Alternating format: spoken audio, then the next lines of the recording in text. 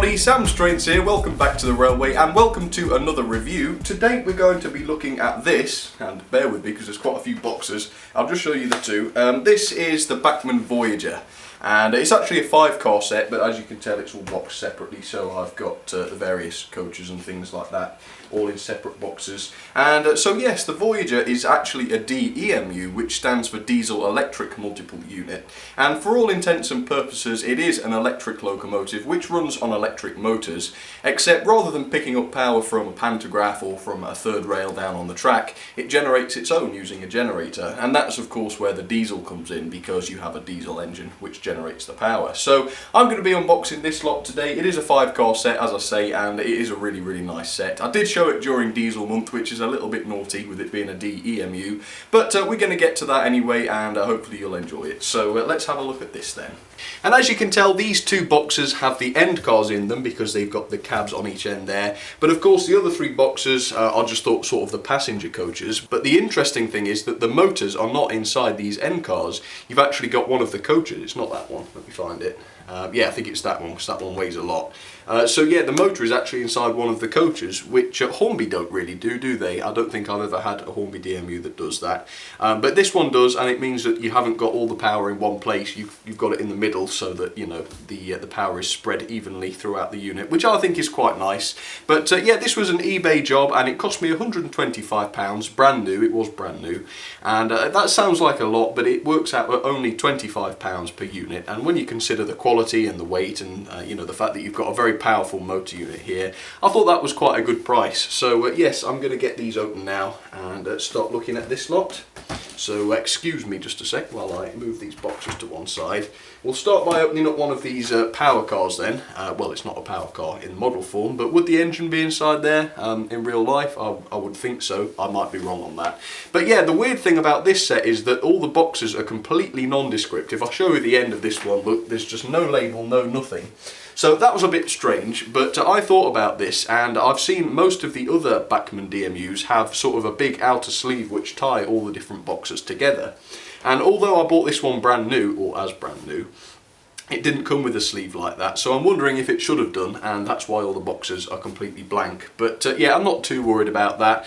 It does imply that maybe it isn't brand new, but I did look at all this stuff when I first got it out, and all of the wheels and the mechanism and everything like that was totally spotless, so I was quite satisfied that it hadn't been run, so that's absolutely fine. Okay, let's start getting these out then. I'm going to start with this one of these end cars, and it is a Virgin Voyager, by the way. I know there is at least one other company that owns these 221 DEMUs. So there it is, and you've got this little detail pack, which is quite interesting. If I just take one of these out.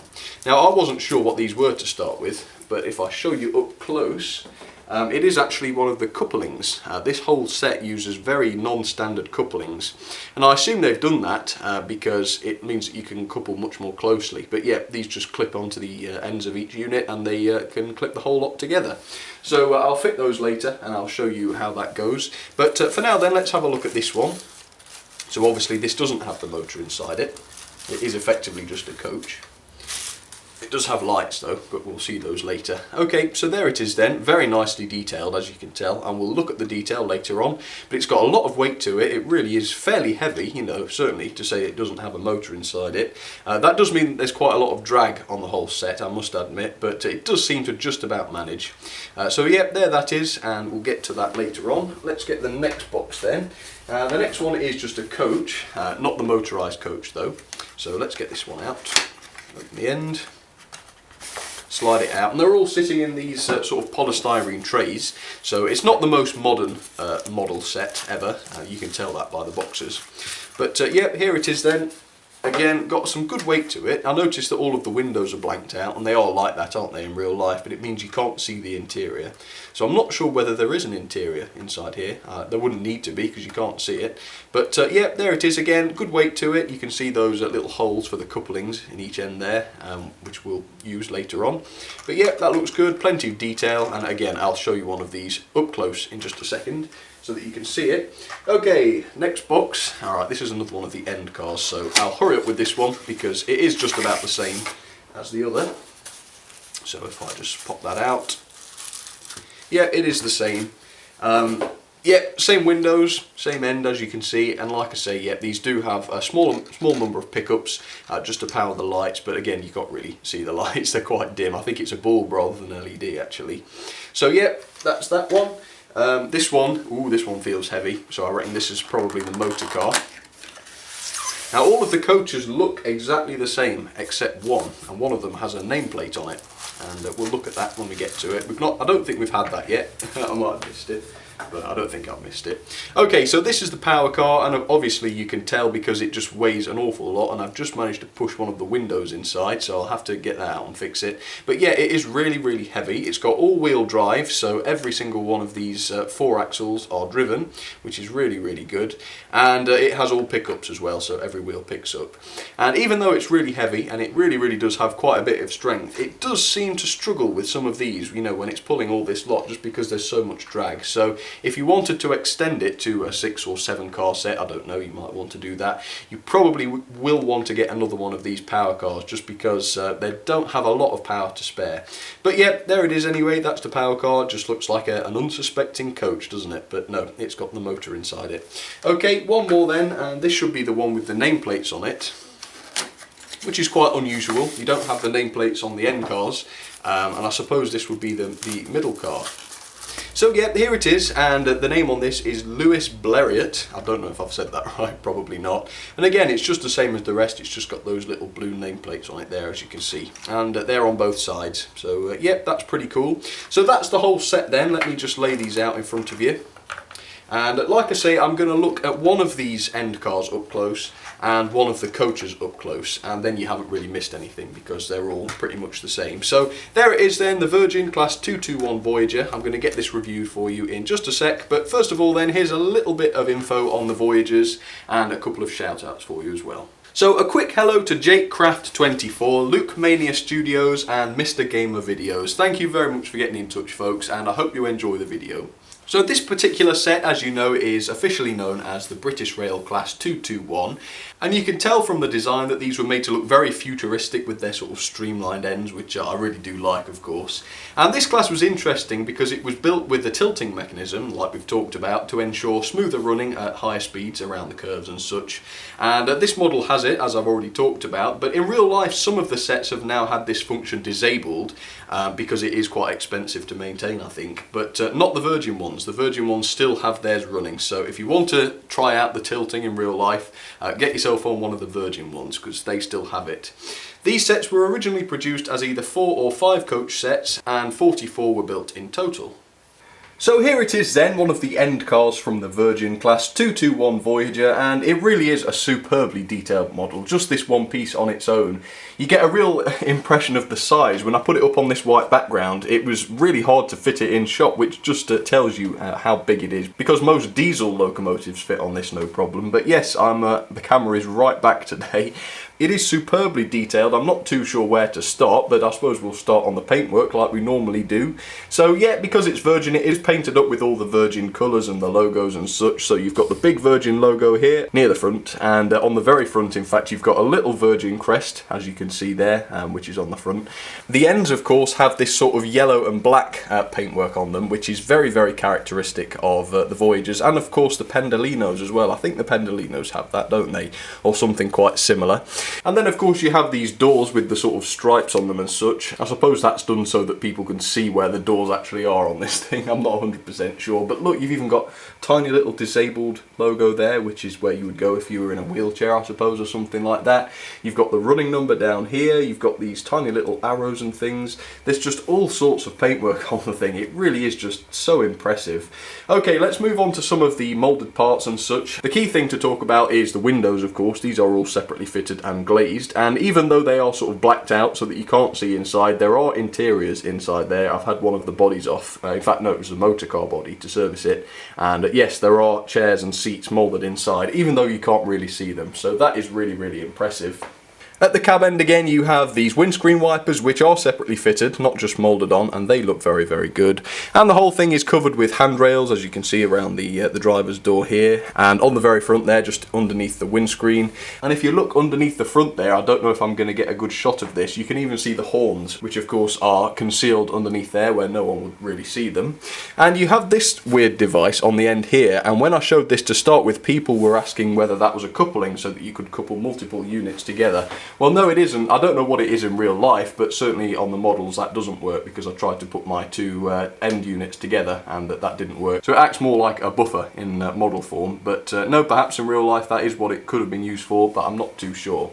Up on the top, the roof detail is absolutely superb. There's all kinds of moulded detail and separately fitted detail. Most of it I'm not even sure what it does, but yeah, every single unit is like this, whether it's an end unit or a coach, so perhaps every unit is powered, I'm not 100% sure. So you've got these cooling fans at each end of every unit, and yes, there are 2 of those on every single unit.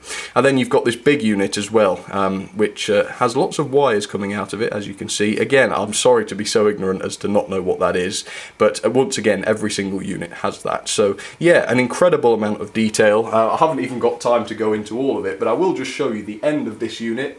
Yep, as you can see, lots more printed detail. You've got those high voltage warning signs there, and of course the corridor connector there, which would allow the different units to be connected so that the passengers can walk between the different units.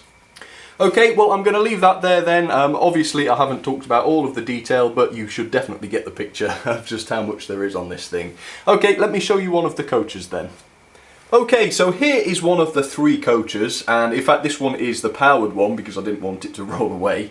But yeah, it's got most of the same sort of superb detail that the end cars have, so the roof, for example, look, has just the same detail on it. But I thought I would just let you see it for the sake of it, just so that you can see that it is as good as the end cars. So yeah, you've got the same sort of paint schemes, of course, on the doors. No Virgin logos on this as far as I can tell, but yeah, it is basically just the same. Let's have a look at some of the detail I didn't talk about on the other car then. So you've got the underframe detail, which is quite nicely done. Yeah, no separately fitted parts on there, but you do want those bogies to be fairly basic because they of course are going to be moving and doing the work. And I also didn't talk about much of the moulded detail on this thing, but yeah, it's got so many realistically moulded grills and things on the side there, and you've got the little steps which come out so that people can step onto the train nice and easily. Yeah, it's just absolutely incredible. It really, really is. So yeah, I'm sorry that this was quite a quick look, but I'm conscious that I've taken a little bit too long up to now talking about it. So let's do everybody's favourite part. I'm going to get those couplings out and I'm going to couple the whole lot together, and let's see how she runs, shall we? Alright, let's do it.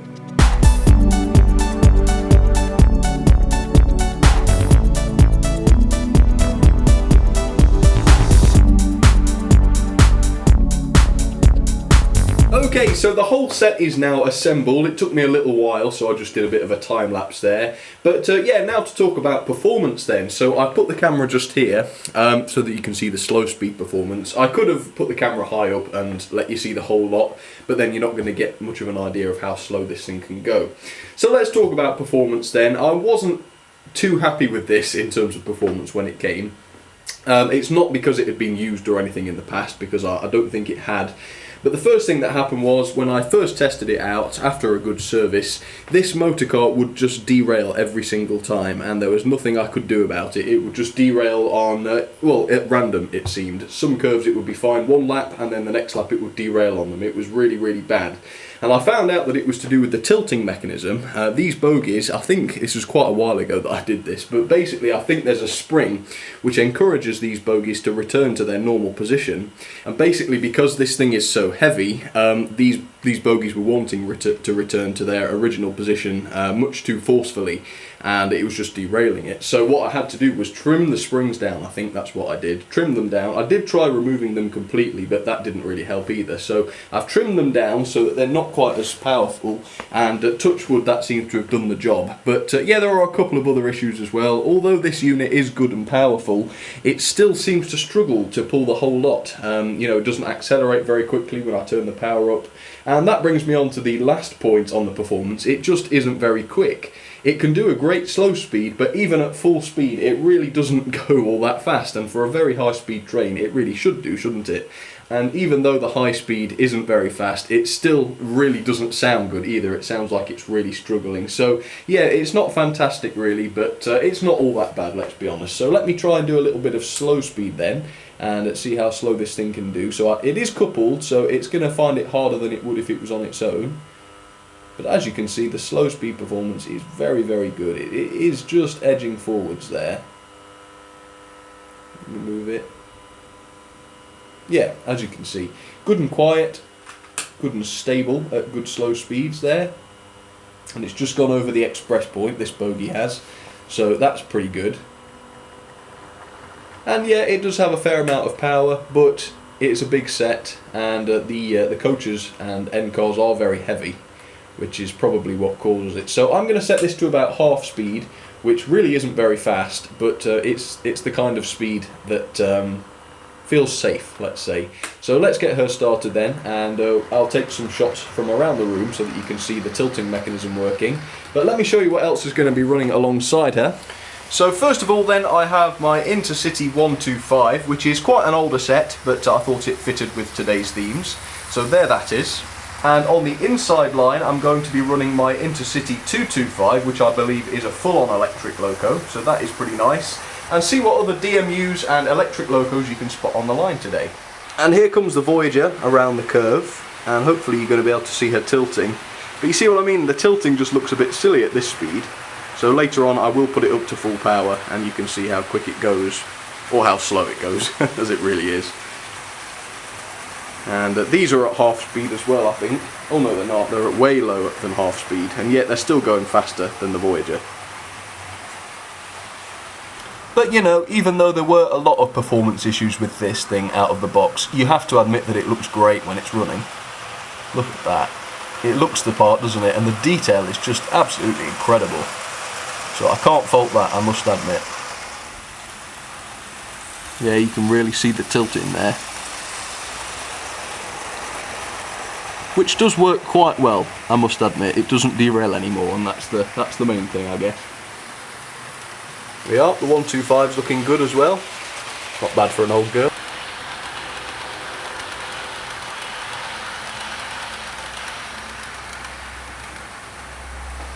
And now for my ratings then for the absolutely impressive Voyager. Detail 10 out of 10. I was very, very impressed with the detail, and it's probably one of the most detailed modern locomotives I've ever had, so very good there.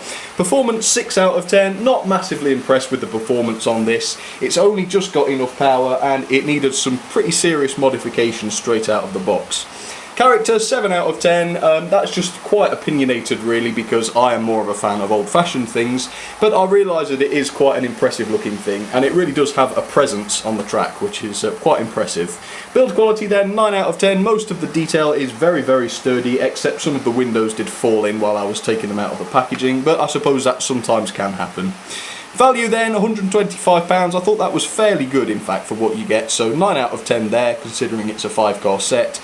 Overall then, 8.36 out of 10, which puts her into the ranking 9th, just between the Class 71 and the J15 from Hornby.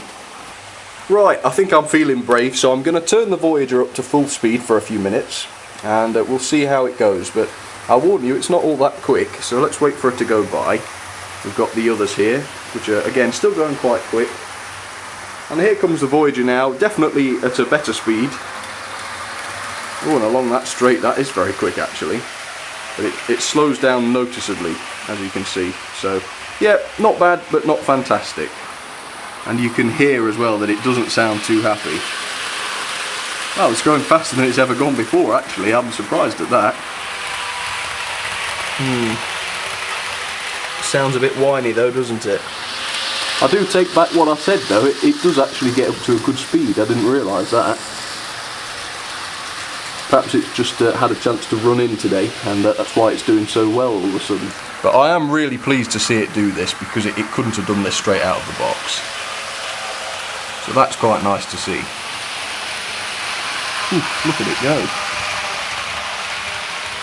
Okay, well it's starting to scare me a little bit now, so I think we'll turn her down again. and hopefully that'll be a bit better. Oh, what's happening here?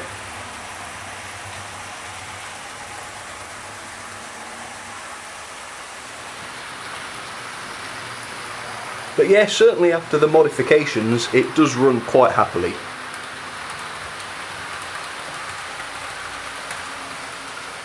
I suppose if the maximum they had in real life was 5 cars, then it doesn't really need to be any more powerful than it is. But it's a good job, because I think if it was a 6 or 7 car set, it would struggle. But that's alright, you know, no big deal. Alright then folks, well that will just about do it for my review of the Virgin Class 221 Voyager by Bachmann. Very impressive thing. It isn't without its issues, but overall it is a very good model and I do enjoy running it. I mean, look at that. So thank you very much for watching, hope you enjoyed seeing this. Don't forget to check me out on Facebook or Twitter if you'd like to, and that will just about do it for today. Thank you for watching and I will see you very soon.